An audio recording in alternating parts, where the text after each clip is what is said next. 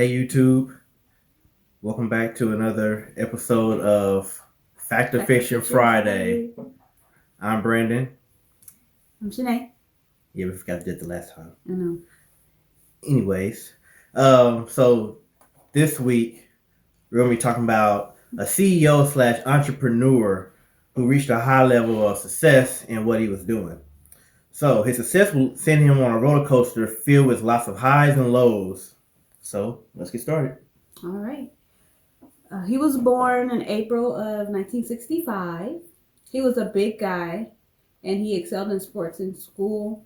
He went on to college for football, and in 1987 he entered into the NFL draft. He was not drafted. Instead, he ended up as a backup player. He played 2 games during his professional career. Following this, he became a bodyguard, among other odd jobs. As we mentioned, he was a big guy, so being a bodyguard was fitting for him. In the early 90s, he set out to start a business with 2 business partners. They found immediate success, so his partners were very talented and had a lot of experience. He was a person who would do anything to make things happen, so he was just out there getting it. So this included intimidating and threatening people to get what he wanted. Rivalries began to form with him and other entrepreneurs in the same business field. So he also opened up nightclubs around this time. Okay, in 1995, he struck a huge deal that year by adding on a very talented employee to his business. Sorry, my eyes water. They worked on a project that was highly successful. The following year, he was with that same employee in the late hours of the night. The car they were in was shot up. This resulted in the employee dying days later in the hospital.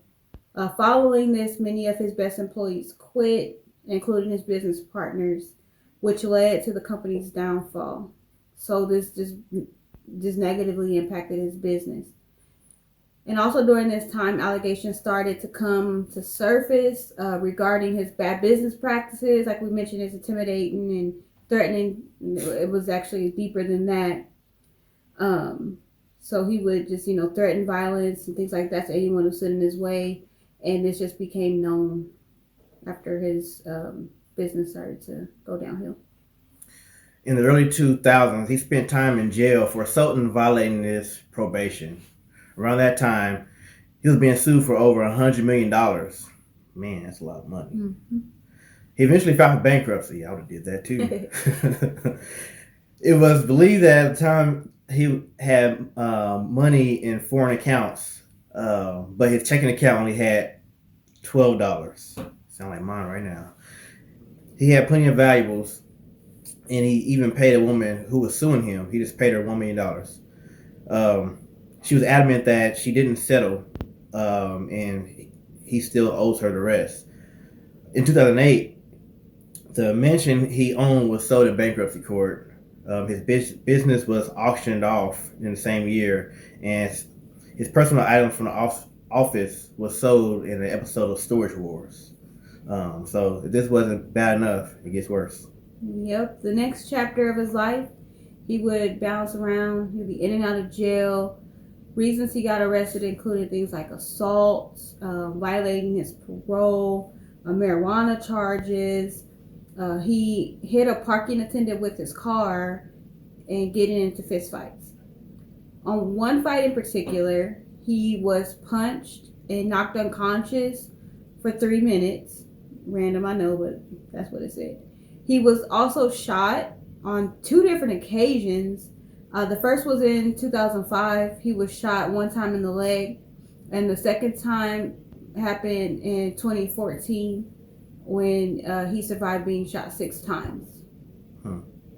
At the beginning of 2015, he was caught on security footage running over 2 men with his car. One of the men was killed, and the other was just injured. While going through the legal process for this case, his health began to decline. While he was in jail, he suffered blood clots and at this point collapsed during one of his hearings.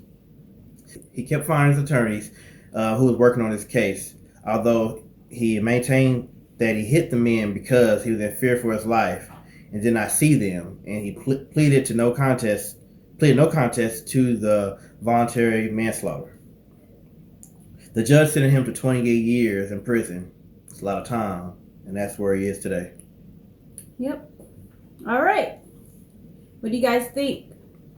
Time to decide if this story was fact or fiction. Yep. Comment below what you think. Let us know if you know this story or you know that this is a fake story.